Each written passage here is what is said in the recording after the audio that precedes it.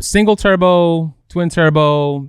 Have you noticed any difference in how the car? Obviously, it's going to make power differently, but what do you prefer between the two with the LS? This comes up all the time. Okay. People ask about single versus twin. Yeah.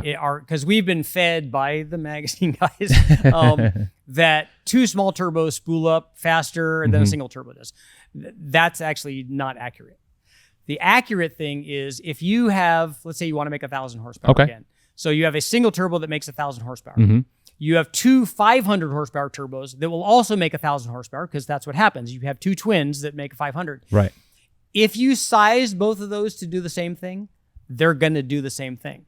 Because what happens is you have all of your exhaust energy in accurate pulses going to a single turbo.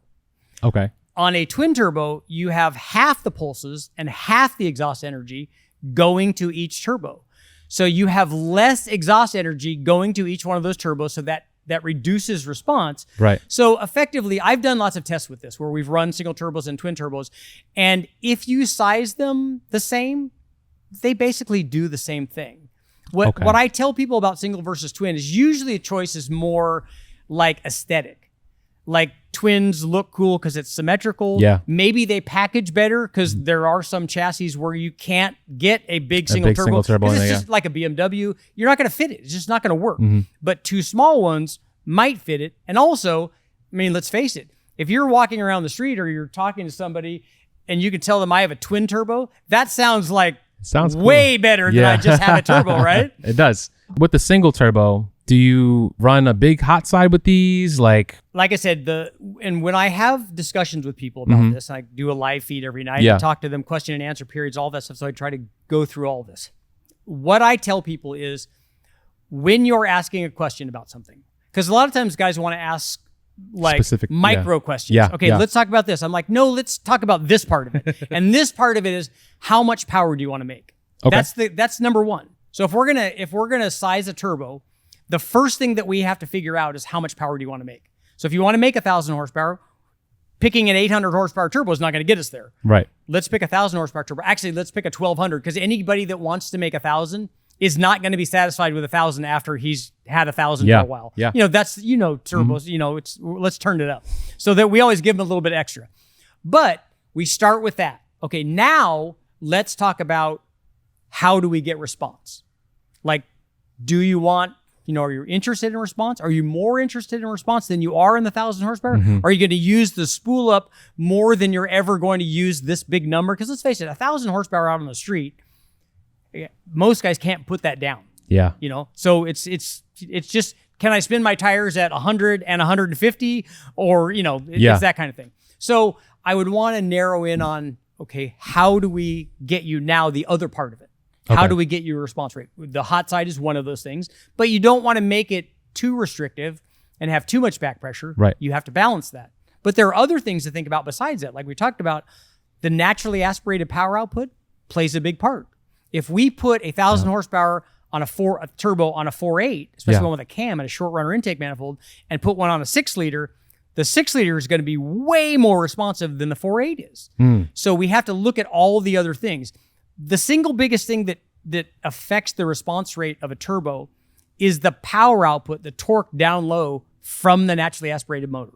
So if you can make more boot or more power down low from the NA motor, long runner intake manifolds, mild camshaft, good flowing heads, and displacement, like I said, 6-liter over a 4.8.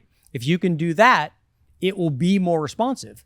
And changes in AR are not going to make that kind of change. Changes in AR are going to, we've done lots of AR testing on Jimmy's Tahoe with a 5.3 on it. We go from a 0.83 to a 121 housing. And it changes it, but it doesn't change it anywhere near like it would if you went to a 6-liter, from a 5.3 or a 4.8. It's way, way more. Well, where does it change it though, specifically? If you change an AR, if you go from like a 0.83 to like a 121 like we did, it changes the spool up. So it softens the spool up, but then adds power on the top.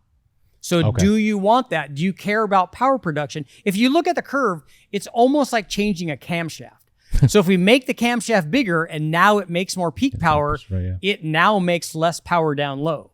So which of those things is more important to you? And this is one of the things I go over on the channel all the time. I'm like, look, 95% of people are going to be much happier with a small cam and a long runner intake and a more responsive turbo than they are with something that makes 1,000 horsepower that's laggy.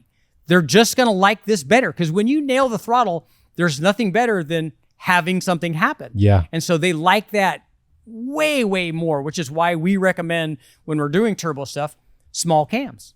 If you can make 1,000 horsepower with the small cam, you know, it takes a little bit more boost, but you make it with a small cam, you also get more response rate. Has anybody ever wanted to make power? Like, let's say if you're going for 1,000, right? Pretty common.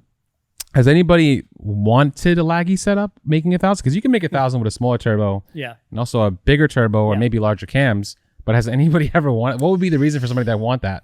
They actually do. Really? Yeah, 4060 transmission guys want that because they don't want, what they don't want is to make all of the torque and it just tear the transmission apart. So some guys want to do that to save drivetrain stuff. Okay. And so they may want that. Some guys like the feel of a turbo rush coming on. Like they want to see a 2J or an RB kind of old school curve that goes nothing, nothing, nothing, and then all of it, you know. Right. They like feeling that. And so sometimes they want to do that. But like I said, 90+% of the guys, if they have a small responsive turbo on a small cam deal and the boost comes on immediately, they can go whang and zing that thing over. That's just love, man. They just want that to happen. Yeah, they want the experience. 100%. I haven't ever had a guy say that's really too responsive. that's more responsive than I want. So it seems like a lot of this is just a balancing act. That's what I've learned. It's just like, you know, you have to know what you want. And you kind of have to make some sacrifices. It may sound cool to have the twin turbo or whatever it is, a bigger cam and all that, but is it gonna make you happy with what you're looking for? And that's why it's hard to choose. Like we can't tell somebody what the ideal turbo is. Oh, what's the best cam for my thing? Well, we don't know because we don't decide what the best cam is. The guy that's getting the cam does. He may want a smooth idle. He may want not a smooth idle. He may want a stock converter. He may not want that. All of that stuff comes into play also with a turbo.